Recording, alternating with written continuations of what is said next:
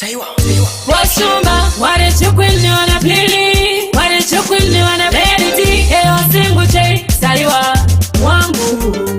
Inini nditoli pondo lala makalife kechiboko Yese ya wakaya yuwandi koko Zong disika cheche mbikumba kuno pay Chikakala pa 10 pound Nichishi itila matiria Kasandi chaka, ndimboku chaka wangu Shinage chitoli pondo Kwa niponera kana kundisheta Ane uye ingoko Chero mokati ndi uye kushomu Sina kundipa mariani uye ingoko Mafe animbo wani kwa ingoko Ani majike ingoko Cheshuwa animbo uye ingoko Ani wani kwa ingoko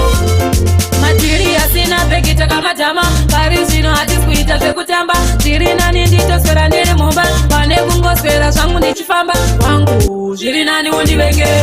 Inini animbo kubege Majiri yangu si anitendeleze Nyebuda kwako ini aningana Ukasa niponera kana kundisheta Ni uye ingoko Chero mokati ni uye kushomu Sina kundipa mariani uye ingoko Mape animbo wani kwa ingoko Ani bajike ingoko Cheshuwa animbo uye ingoko Ani wani kwa ingoko Wangu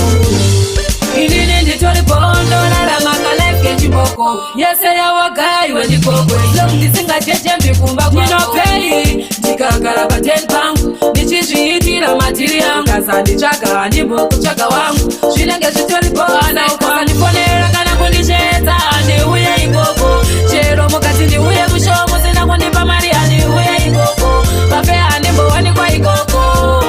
Ani bajike ingoko Cheshuwa animbo uye ingoko Ani wani kwa ingoko Matiria sina pekita kama tama Parisino hati skuita pekutamba Jirina nindito swera nili mumba Wane kungo swera shangu nichifamba Wangu jirina ni undi bege Inini andimbo kubege Majiri yangu si anditendelezi Nyebuda kwako ini aningana Ukasa niponera kana kundisheta